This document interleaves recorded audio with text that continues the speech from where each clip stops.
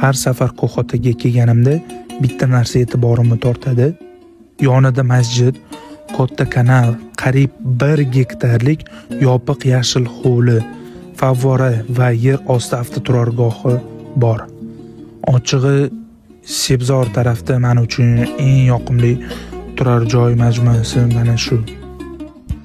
Assalomu alaykum. Bugun sizlarga Bazista kompaniyasi tomonidan qurilgan premium turar joy majmuasi Qo'qotadagi 2 xonali 5-qavatda joylashgan 44 kvadrat metrdan iborat kvartiramizni ko'rsatamiz.